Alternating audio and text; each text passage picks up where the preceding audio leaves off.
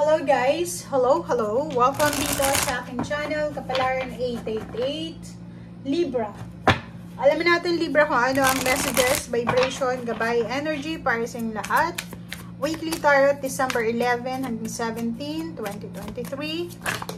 Second week ng December. Okay. Libra.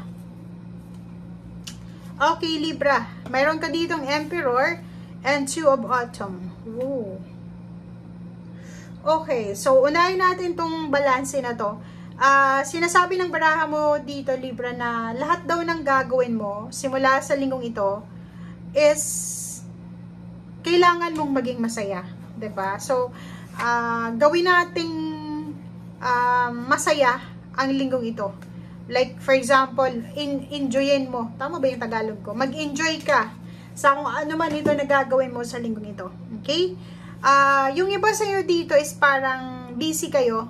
Multiple priorities or multiple jobs. 'Di ba? So, nakikita natin dito yung multitasking na Libra.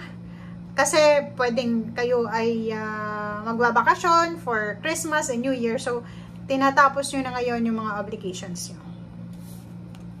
Number 4, Emperor.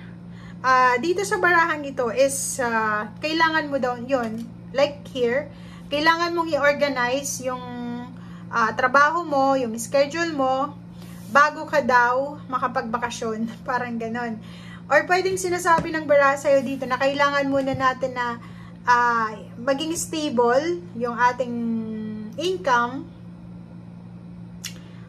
o kailangan natin i-organize yung ating pera, financial, or relationship bago tayo gumawa ng isang desisyon. So, alin ba dyan? Ikaw lang yung makakapag-desisyon dyan. Or makakaalam ko ano ito. Okay. So, huwag tayo masyadong emotional sa linggong ito.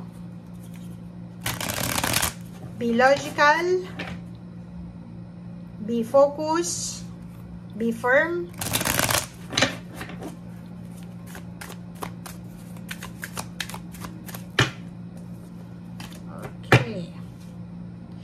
Diba? 6 of Wands. Ang galing na ito, guys. Oh. Ito yung pinakamagandang reading ko sa Libra. Kung makikita mo ito, may victory and success. Sa linggong ito, may ibang Libra dito na pwedeng nakapasa sa board exam or sa teacher's exam, licensure exam. Or pwedeng meron dito na na-promote. Pwedeng na-promote to. Kasi isa lang yung baraha mo eh. Itong 6 of Wands, tsaka 4 na Emperor. Parang ang sinasabi ng baraha niya dyan is ikaw ay napapaligiran ng mga tao sa buhay mo, like katrabaho, kapitbahay, relatives, mga tao sa barangay, sa komunidad, and sila ay na-amaze sa nangyayari sa iyo, Libra. Parang, ano sila eh, hindi sila makapaniwala na nakuha mo yung success, or hindi sila makapaniwala na naging CEO ka, or hindi sila makapaniwala na nakuha mo yung strength, diba? So, isang magical to na pangyayari sa buhay mo. Kung makikita mo dito, isang milagro to. So, it's a miracle from the universe, from God. Kung ano man to na nangyayari sa iyo. Physical health, okay. Mental health, okay. Financial health, okay. And, sinasabi ng baraha sa iyo dito na ikaw ang nasa spotlight. Ikaw yung nasa center of attraction ngayon. Okay? 5 of Pentacles, yung problema mo sa pera ay posibleng out na yan. Pwede nang may solusyon ka na or makakapagbayad ka na ng utang mo. And ang focus mo ngayon is makapagsaya, 'di ba? So parang iniisip mo, okay, work now, enjoy later. Okay? So Queen of Pentacles, sinasabi ng baraha na pwedeng makatanggap ka ng isang offer ng love or offer ng support, emotional or financial support.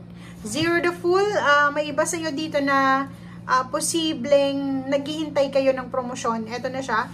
Or pwedeng naghihintay kayo ng pagkakataon para makapagsimula ng bagong buhay, makapagsimula sa bagong bahay, or makaalis sa situation na hindi na sila komportable. Okay. May iba sa inyo dyan na parang magta-travel kayo or nagsisimula kayong mag-apply ng trabaho sa ibang company. May iba sa iyo dyan na naghihintay ng message from your loved ones. May iba sa inyo dyan na naghihintay ng date, like kung ikakasal ka, or pwedeng may celebration ka this Christmas, so hinihintay mo yung date. Excited na excited ka na. Oops, sorry.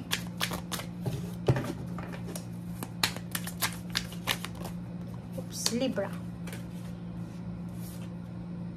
Sabi ko na eh, diba?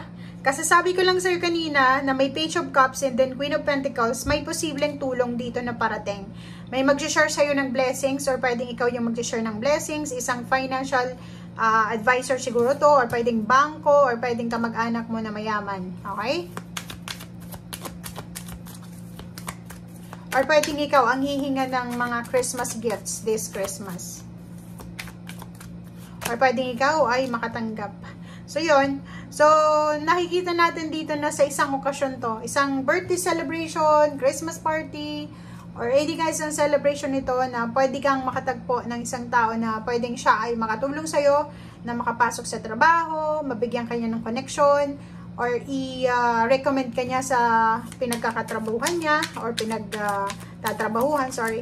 And sa isang, ang okasyon na to ay sobrang napakaganda kasi dyan mo makikita yung mga tao na parang lalawak yung connection mo. So, pwedeng Christmas party yan, community Christmas party, or kung saan pa man yan, or paano pa man yan. So, kung ikaw ay dadalo, pwede ka din makatanggap ng proposal, wedding proposal, or new relationship, or pwedeng ang iba sa inyo dyan, ikakasal, pwedeng makakatanggap kayo kung kayo ay ikakasal. Maraming regalo, maraming regalo. Zero the Fool, upright in reverse. Sinasabi ng baraha sa inyo dito na may iba sa inyo na gusto ng pagbabago, may iba sa inyo dyan na gustong umalis, lumipat ng tirahan, lumipat ng lugar ng work. Pero yung iba naman sa inyo, ano lang, as is lang, kung saan kayo dadalhin ng paa nyo, doon na kayo. Okay?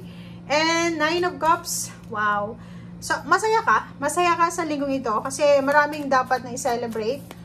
Pumabor sa'yo yung situation eh, kasi kung makikita mo, ikaw yung spotlight, ikaw yung nasa limelight. Lahat ng tao pinag-uusapan ka. Kaso lang, pag pinag-usapan ka dahil sa magandang nangyayari sa'yo, make sure din na pag-uusapan ka ng mga taong may inggit sa'yo. Diba? Ganun talagang buhay, oh. Tingnan mo, oh.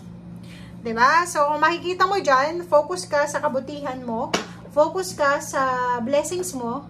Huwag kang mag-focus dyan sa mga taong to, kasi mga inggitero-inggitera lang yan eh. Mag-focus ka dito sa mga taong suportado ka. Mag-focus ka sa mga taong pinupuri ka, kinakongratulate ka, and huwag kang mag-focus dito sa mga taong may mga sinasabing hindi maganda. Like, inimbitahan mo sila sa kasal mo or sa celebration mo, may sasabihin pa sila, ay, hindi ko nag-enjoy, ganito, ganyan. So, eto, sinasabi ng baraha sa'yo dito na wag mo silang bibigyan ng panahon. Okay? Focus ka dito sa Six of Wands mo. Focus ka dito sa Nine of Cups mo. Focus ka sa celebration. Focus ka sa kung ano ito na sineselebrate mo or kung ano itong blessing sa meron ka. Okay? So, wag ka dito sa distraction. Distraction kasi ito eh.